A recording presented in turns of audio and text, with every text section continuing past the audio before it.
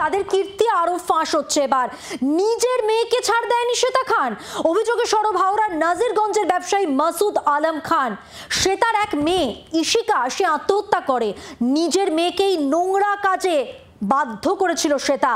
দাদা এবং মায়ের চাপে আত্মহত্যা করেছিল ইশিকা। নিজের মেয়েকে দেহ ব্যবসা, পর্নোগ্রাফির জন্য চাপ। নিজের বোনকেও চাপ দেয় আরিয়ান। মা শ্বেতা, ছেলে আরিয়ানের খোঁজে পুলিশ। সোদপুর নির্যাতন কাণ্ডে এবার চাঞ্চল্যকর তথ্য একে একে সামনে আসছে।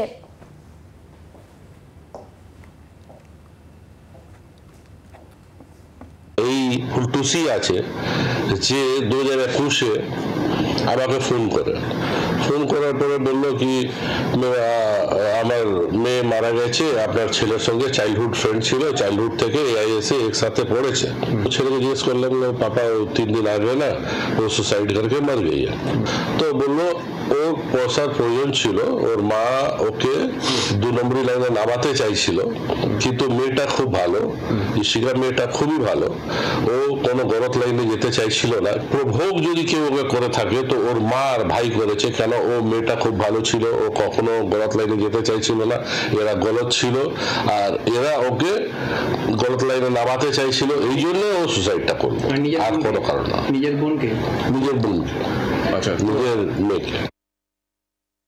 মেয়েটা আমার ছেলেকে বলেছিল, বললো ভাই 1300 টাকা দে না, আমি কোন জায়গায় একটা ফর্ম ভরছি, যদি চাকরি পেয়ে যাই তো আমি ঘর ছেড়ে চলে যাব। তো ওই অনলাইনে ওকে 1300 টাকা বেড়েছিল, ওইটা হলো সবুত যে আমার ছেলের সঙ্গে রিস্তা। তো আমি এটা শোনার পরে ওর মা অলরেডি আমাকে ফোন করে দিয়েছে থ্রেট হিসাবে যে একটা অ্যামাউন্ট দিন, তো আমি আপনার ছেলের নামটা বাদ দিয়ে দিব। কত টাকা চেয়েছিল? 1 কোটি, 1 CR। ওই ব্যবসায়ীর বক্তব্য আপনাদের শোনালাম। এবার শ্বেতা এবং তার ছেলে আরিয়ান তার মেয়েকে জোর করে যে পর্নোগ্রাফি করাতো, সেই চাঞ্চল্যকর দাবি সোদপুরের নির্যাতিতার মাও করেছেন। তিনি কি বলছেন দেখুন এবার। মেয়েকে নিয়ে গেছিল ক্যাটারিং এর কাজের জন্য, তা ক্যাটারিং এ কাজ না করলে ব্লু ফিল্মগুলো করাবে বলছিল। তা আমার মেয়ে বলেছে আমি এসব পারি না, আমি করব না। বলছে আমি তোমাকে নিয়ে যাচ্ছি, ট্রেনিং দিয়ে তারপরে তোমাকে এসব করাবো। তা আমার মেয়ে বলছে আমি এসব কাজ করবো না, আমি বাড়ি যাব। তো ওনাকে ওর আসতে দিল না, আটকে দিয়েছে।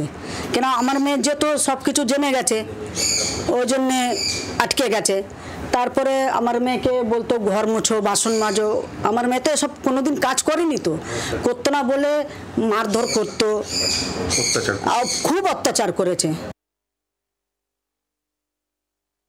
এই মুহূর্তে আমি রয়েছি বাঁকড়া তদন্ত কেন্দ্রের অন্তর্গত ফকিরপাড়া এলাকায়, এবং এখানেই আমার ডান দিকে যে বহুতলটি দেখা যাচ্ছে তার প্রথম তলে অর্থাৎ ফার্স্ট ফ্লোরেতেই শ্বেতা খান এবং আরিয়ান খান তারা এখানে থাকেন, এমনটাই জানা গিয়েছে স্থানীয় সূত্রে। যদিও শ্বেতা খান এলাকাতে ফুলটুসি নামেই পরিচিত, এবং তার বিরুদ্ধে যে অভিযোগ উঠছে, যেখানে এক তরুণীকে আটকে রাখা হয়েছিল বেশ কয়েক মাস ধরে, এবং এখানকার স্থানীয় বাসিন্দারা তারা যেটা জানাচ্ছেন যে এখানে যখন এই মহিলাদের ওপর অত্যাচার করা হতো তখন ঘরের সাউন্ড সিস্টেম জোর করে বাড়িয়ে দেওয়া হতো, যাতে এলাকার মানুষজন তারা কেউ যেন কোনো টু শব্দ না পান।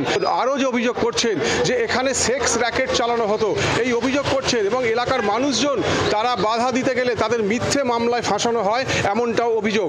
জি 24 ঘন্টার জন্য দেবব্রত ঘোষ, হাওড়া। বাংলার আওয়াজ, বাঙালির আবেগ, জি 24 ঘন্টা।